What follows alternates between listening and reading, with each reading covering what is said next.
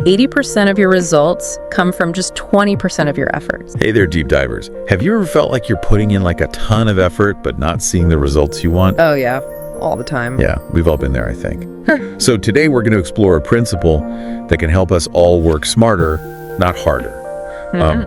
It's the 80-20 principle, and our guide today is Richard Koch's book, The 80-20 Principle. That's a good one. Yeah, it's supposed to be a game changer. Have you read it? I have read it. It's really good. Okay, fantastic. Yeah. So for our listeners who haven't, can you give us a little rundown? What's the basic idea?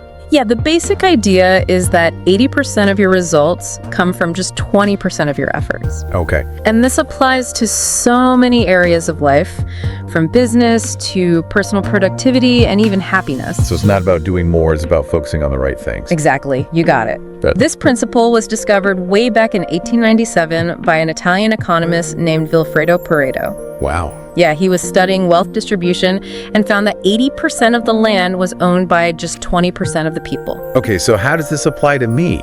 Like, I don't own land. Right. So is this just about wealth? That's the thing. It's not just about wealth. It pops up everywhere. Okay. Like, for example, think about the words we use. Okay. Sir Isaac Pitman, the inventor of shorthand, found that just 700 words make up 80% of our daily conversations. That is wild. Yeah. Okay, so if we focus on mastering those 700 words, we can communicate more efficiently. Exactly. Okay, cool. So I can see how that applies to everyday life. But what about like the business world? Yeah, so let's think about the business world. Imagine you run a company. Okay. Would you rather focus on all your products equally? Or pinpoint the 20% that generate 80% of your profits? Well, obviously, I'd want to focus on the most profitable product. Exactly. But how do you even figure that out? Well, that's where the 80-20 principle comes in. You can analyze your sales data and identify your star performers.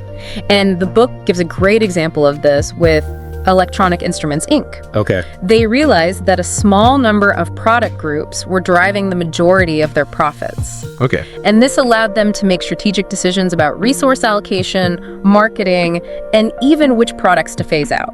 So instead of spreading their resources thin, they laser focused on what was already working. Exactly. Okay, that's really cool. Yeah, and you know what else? This not only boosts profits, but it also helps you uncover hidden gems. So areas that are profitable, but might be overlooked in the day-to-day. Yeah, totally. You don't even realize. You're so busy. You're just doing the thing. Yeah, you're just in the weeds. You're not able to see the bigger picture. Yeah, okay. Yeah. So I get it. This makes sense to me. But I also am a little bit skeptical. Yeah. Like, I feel like focusing on just 20% seems a little bit risky. Right. Like, what about the other 80%? Yeah, that's a great point. You just gonna ignore it. It's not about ignoring the other 80%. It's about understanding that not everything yields the same results. Okay. So by focusing on that vital few, you can achieve a much greater impact. Plus, simplification is key to success. Think about it. Complexity in a business often leads to hidden costs and inefficiencies. Yeah, I see what you mean. It's about streamlining and focusing on what truly moves the needle. Yeah. Exactly. Okay. A study of 39 German companies found that the most successful ones had simpler structures. They sold fewer products to a more focused customer base. That's a great example of how less can be more. It really is. Okay. Yeah. This is fascinating. Yeah. I have to admit, I'm a little bit skeptical about applying this to something like marketing, though. Okay. How can you just focus on 20% of your customers? Yeah, it's not about excluding anyone. Okay. But it's about understanding that some customers are more valuable than others. Okay. Right? So the 80-20 principle helps you identify those customers who generate the most revenue and then tailor your marketing efforts to keep them happy and engaged. So instead of trying to please everyone, you're focusing on building strong relationships with your most valuable customers. Precisely. Okay. And this goes beyond just marketing. Okay. The book provides examples from telecom, retail, and even restaurants, showing how identifying and focusing on the right customers leads to substantial growth. This is making me rethink my entire approach to pretty much everything. Right. And I love how he applies this to so many areas of business, from strategy, quality improvement, to cost reduction, negotiation. It's like a Swiss Army knife for success. It really is. So, and he also dives into the power of the 80-20 principle for personal success, too. Ooh, okay. Yeah, he encourages us to identify those 20% of activities that contribute the most to our happiness and achievement. So are you saying we should ignore the rest? Well, not necessarily. It's about recognizing that we have limited time and energy. So by focusing on the things that really matter most, we can achieve greater results and lead more fulfilling lives. Okay, I'm intrigued. But how do we figure out what those key activities are in our own lives? Yeah. And how do we apply this principle to things like relationships and even happiness? Yeah, great questions. Let's explore that in part 2 of our deep dive. Welcome back to our deep dive into the 80-20 principle. In the last part, we were talking about businesses. And now we're going to turn our attention to how we can use this principle to transform our personal lives. Ooh, a personal revolution. I like it. I'm ready. So who wouldn't want more happiness and achievement in their life, right? So Richard Koch, he introduces this great concept of achievement islands and desert islands. Okay. Those sound intriguing, but I'm picturing myself stranded somewhere, with a volleyball as my only friend. No, not quite. Think of achievement islands as those periods in your day or week where you're incredibly productive, you're in like a flow state, ideas are clicking, and you're making significant progress. And then desert islands are those times when you're feeling stuck, unproductive, and your efforts just aren't yielding much. Oh, the desert island feeling. Yeah. Yeah, I know that one very well. Yeah, so do I. So how do we find our achievement islands? Like, what's the first step? Well, the first step is to become aware of your own patterns. Okay. So like, when are you most productive? What kind of work are you doing during those times? Who are you with? What's your environment like? It's like detective work. It's like we're analyzing our own behavior to find those golden nuggets of productivity. Exactly. And then once you identify those peak performance periods, you can start to intentionally design your days to leverage them. Okay. So maybe you block out that time for focused work, eliminate distractions, or even schedule important meetings during your peak hours. Okay, that makes a lot of sense. It's not just about working harder, it's about working smarter by tapping into our natural rhythms. Exactly. Which leads us to another game-changing idea from the book. Working less, earning and enjoying more. Yes. That sounds like a dream come true. Sign me up. Right, so it's all about maximizing the value of your time, not just the quantity. Okay. The book challenges that traditional notion that more hours worked equals more success. Right. Instead, it encourages us to identify those 20% of activities that truly generate results and then ruthlessly prioritize them. Okay, so figure out what's truly essential and then just let go of the things that aren't moving us forward. Exactly. Easier said than done, though, right? It takes effort and discipline, Yeah. but the rewards are worth it. Okay. And this might involve delegating tasks, automating processes, and even learning to say no to commitments that don't align with your goals. It sounds like reclaiming our time and energy to focus on what matters most. Exactly. I like that. And this principle goes beyond just work. Okay. It can help you create a more balanced and fulfilling life overall. The book talks about choosing a career you're truly passionate about, turning hobbies into potential income streams, and recognizing that while money is important, it's not the sole answer to happiness. So it's about aligning our passions and talents with our work and life choices. Exactly. Okay. Now let's talk about the power of strategic alliances. Okay. In the business world, we see how partnerships can really accelerate growth. Yeah, How do you think this translates to our personal lives? that's a good question. I've always thought of networking as more of a professional endeavor. How can we apply this 80-20 principle to our personal relationships? Well, just like in business, having the right people in your corner can make a world of difference in your personal and professional journey. And the book identifies 5 key ingredients for a powerful alliance: Okay. enjoyment, respect, shared experience, reciprocity, and trust. So it's not just about collecting contacts. No. It's about cultivating genuine connections with people we enjoy, respect, and trust. Exactly. Okay, I like it. Yeah, these are the people who challenge us, support us, and make life more enjoyable. The 80-20 principle encourages us to be intentional about nurturing these relationships, just like we focus on the vital few in our work. I love that. Investing in the relationships that truly matter. Yes. Okay, let's shift gears a bit and talk about happiness. Okay. How does the 80-20 principle fit into that? Happiness, the elusive goal we all strive for. Right. The book actually lays out 7 daily habits that can boost our happiness levels. Okay. Things like practicing gratitude, savoring positive experiences, nurturing relationships, engaging in activities that bring us joy, and setting aside time for self-care. Yeah, I can see how those habits could make a huge difference. But with our busy lives, it's so easy to let those things slip. It is. I know I'm guilty of that. It's all about making them non-negotiable, weaving them into our daily routine. Okay. And it doesn't have to be complicated. Even small, consistent actions can have a profound impact on our well-being. Now I'm curious. Have you personally implemented any of these happiness habits in your own life? You know I have. What's worked for you? One habit that has been particularly powerful for me is the practice of gratitude. Okay. Each evening, I take a few moments to reflect on the things I'm grateful for. Okay. And it could be something as simple as a delicious meal, a beautiful sunset, a meaningful conversation, or even just having a roof over my head. Yeah, it sounds like a simple but effective way to shift your perspective and focus on the good. It really is. Yeah. It reminds us that happiness isn't always about chasing big, extraordinary experiences, Yeah, but about appreciating the simple joys that are already present in our lives. I love that. Being present and finding joy in the everyday. Yes. Okay, so we've explored how the 80-20 principle can revolutionize our work, our personal lives, and even our happiness. Yes. But Richard Koch takes it even further, doesn't he? He does. He talks about how this principle can be applied to address societal issues.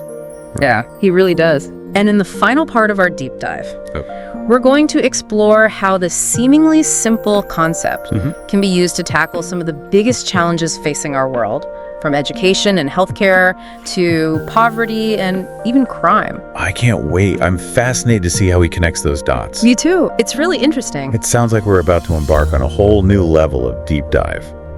Welcome back to the final part of our deep dive into Richard Koch's The 80-20 Principle. So in the last two parts, we've been exploring how we can use this principle to transform our work, our personal lives, even our happiness. But now we're going to kind of zoom out and look at the bigger picture. Yeah, we are. How can this principle be applied to drive positive change in society as a whole? Well, Richard Koch, he really challenges us to think about this. Okay. To think about how we can leverage this principle to tackle some of the biggest issues facing our world, like poverty, crime, even access to education and healthcare. Yeah, it's amazing to think that a concept as simple as the 80-20 principle could have such far-reaching implications. It really is. So what are some of the key insights that he offers? One of the most important is the recognition that progress often stems from shifting resources from low-value uses to high-value uses. So it's about identifying those areas where we can make the biggest impact with our efforts and investment. Exactly. Okay. And Koch argues that the 80-20 principle can help us pinpoint those areas, Right. whether it's in education, healthcare, or social programs. And for example, he highlights how the 80-20 principle can be applied to make education more effective and accessible. Ooh, okay, education. That's a topic that's close to my heart. I'm a firm believer that everyone deserves access to quality education. Absolutely. So how does the 80-20 principle come into play here? Well, Koch, he emphasizes the importance of identifying and focusing on the 20% of educational methods that yield 80% of their results. And he even points to specific examples like a tape-assisted reading program in New Zealand that helped students who were years behind catch up in a matter of weeks. Wow, that's incredible. Yeah. It's a reminder that sometimes the most effective solutions are already out there, Right. just waiting to be implemented more widely. Exactly. And Koch also challenges those traditional educational structures. Okay. He argues for giving more control to teachers and parents, allowing schools to experiment and innovate, and focusing on personalized learning approaches that cater to individual student needs. It's about empowering those on the front lines Yes. to tailor education to the unique needs of their students. Exactly. Okay, so what about other areas like crime? Oh? Can the 80-20 principle offer insights there as well? Yes, it can. And Koch points to the dramatic reduction in crime in New York City in the 1990s Yeah. as an example of how the 80-20 principle can be applied in this area. Yeah, I remember hearing about that. I think, wasn't there a lot of controversy surrounding those policies, though? Yes, there was a lot. And Koch highlights how the police commissioner at the time, William Bratton, he used a targeted approach, focusing on the 20% of offenders in situations that were causing 80% of the crime. Yep. And this zero tolerance approach, while controversial, proved incredibly effective in reducing crime and improving the overall quality of life in the city. Wow, it's a compelling example of how focusing on the vital few can have a ripple effect leading to significant positive change. Yeah. But Applying the 80-20 principle to complex social issues like crime, Yeah. that must come with its own set of challenges. Absolutely it does. And Koch acknowledges that, it isn't always straightforward. Yeah. There are nuances and complexities that need to be considered. Of course. He emphasizes the importance of being open to unconventional solutions. Okay. Challenging both left-wing and right-wing ideologies. Okay. And engaging in thoughtful, data-driven approaches. It sounds like he's advocating for a pragmatic, results-oriented approach rather than clinging to rigid ideologies. Exactly. And, he also acknowledges the limitations of government intervention. Right. He points out that state-provided services often fall into that trap of the 80% effort yielding only 20% results. And he suggests that greater efficiency and effectiveness can often be achieved through market-based solutions and empowering individuals to take ownership. That's a perspective that often sparks debate, Yes, it does. but it's certainly worth considering. Absolutely. Now, I know Koch also delves into the winner-take-all phenomenon in the book. Yes, he does. Can you elaborate on that a bit? Yeah, so he observes that the gap between the highest earners and everyone else is growing in various fields, from sports and entertainment to business and academia.